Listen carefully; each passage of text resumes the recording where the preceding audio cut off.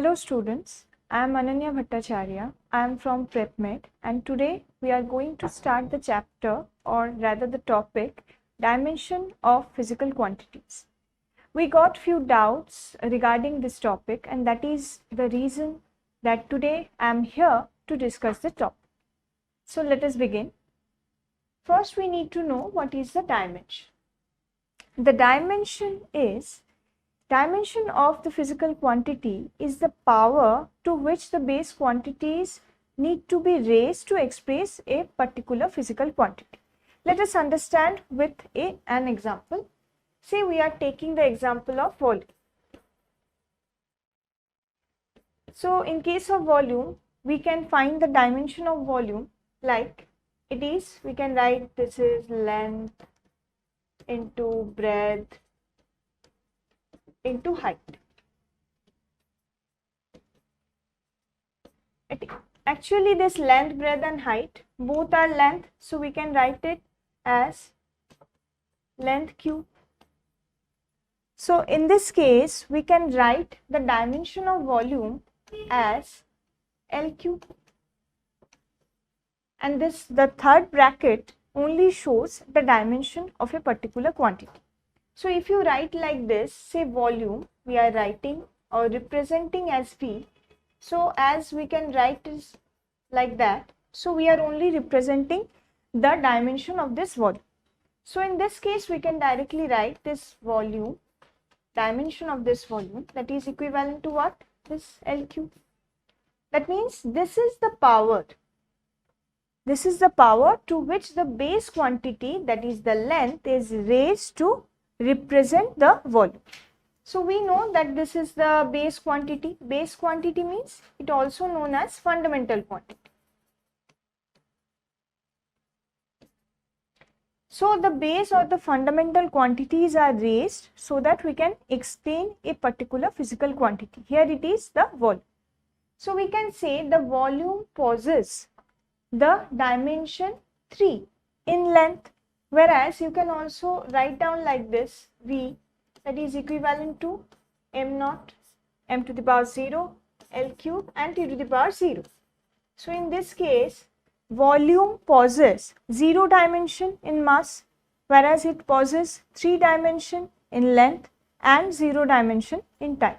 So we can represent like that. We'll understand it better with few more examples like say we are taking, same way we can take area. So in that case of area, we can find it is just length into breadth or just length into length. So we can find it as L cube. Or we can take more examples like the mass density. What can be the dimension of it? Mass density, we all know this is what? Mass per unit volume. So in that case, we can take that mass per unit volume. So in that case, the dimension of mass can be written like that. And in case of volume, the same way in the previous slide we have done that the volume is equivalent to L cube. So in that case of mass density, we can write m L to the power minus 3. Okay. And you can also add like T to the power 0. This way we can find out the dimension of mass density. Fine, we can take more examples like area, mass density done. We can take say time period. Time period is itself a time. So here we can write what? T to the power 1, right? So any other example? Okay, we are taking more examples. Say we are taking, say Planck's constant. What is Planck's constant? I am just writing here, but you can write it down like this, whereas this H is known as the Planck's constant and the relation is already given, that is E is the energy and nu is the frequency. So from here you can directly calculate Planck's constant is E by nu. So what is E? Energy. So we need to find out the dimension of energy also.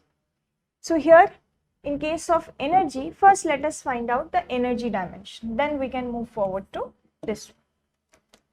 So what is energy?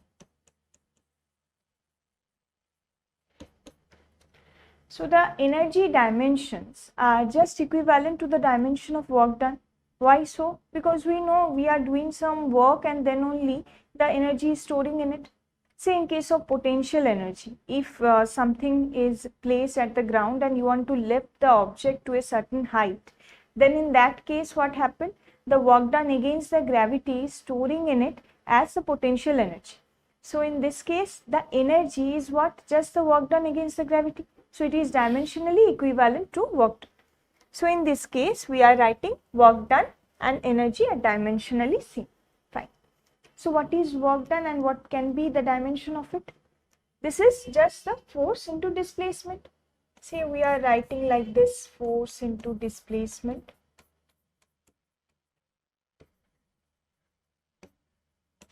We are not going into that concept of how the force is applied, what is the angle between the force and displacement. We are just only taking the dimension of these two, because we know that the sine theta, the theta, they are not having any dimension. So dimensionless quantities are there.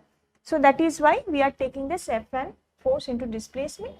Okay, so force will be what? From the Newton's second law, we can find out the dimension of force. Say this. What is force equals to m into a?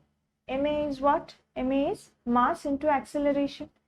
So here same way we can find the dimension of force like this m into this acceleration can be written as L t to the power minus 2. Acceleration is what? Acceleration is just the velocity per unit time or increase in velocity per unit time, we can say. So velocity is L t to the power minus 1 divided by t, we are getting the acceleration. So at last the force dimension what you are getting is ml t to the power minus 2. Fine. So now we are placing the dimension here. So you are getting, say, energy dimension within the third bracket. So ml t to the power minus 2 into the displacement, that is again L. So equivalent to m L square t to the power minus 2. This is the energy. Fine. So in the previous slide, we have done the Planck's constant and not yet getting the answer, right? So now again the Planck's constant, as I told earlier, that E is equal to h nu. So h is Planck's constant, can be written as E by nu. So if it is E by nu, then you can directly find out the dimension of this h. So what can be the dimension of h? Here we can write E by nu. E is what? Just now we got the value. We will just place it, that is ml square t to the power minus 2, and in the denominator we are getting nu. So what is this nu? We know what is frequency, right? Nu is what? Frequency. So frequency is what? It is the number of oscillation per unit second, or we can say number of cycles per unit second. So actually what the dimension we are getting for frequency is just the inverse of the time. So here we are getting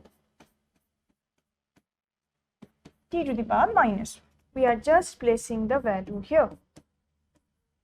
So what is the final result we are getting?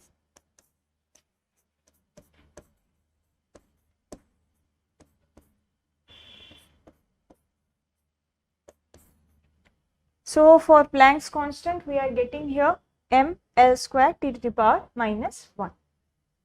Okay. So this energy is done. Now we can find, in case of energy, fine, we can relate this to with work done. We can relate this to with potential energy. kinetic energy. So these are dimensionally same. Okay, energy, potential energy, kinetic energy are the part of energies, and in other words, it is also the work done. So these are the thing. And next we can take one more example, say torque.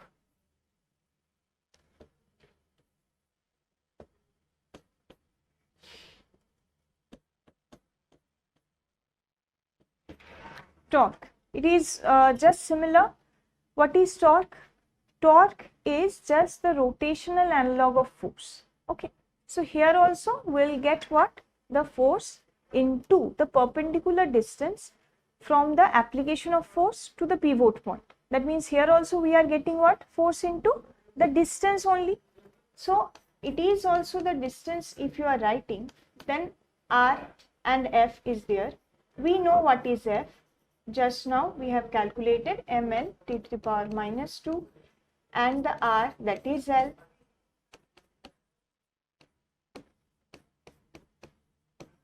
So directly we can write what? We can write that this torque is just dimensionally equivalent to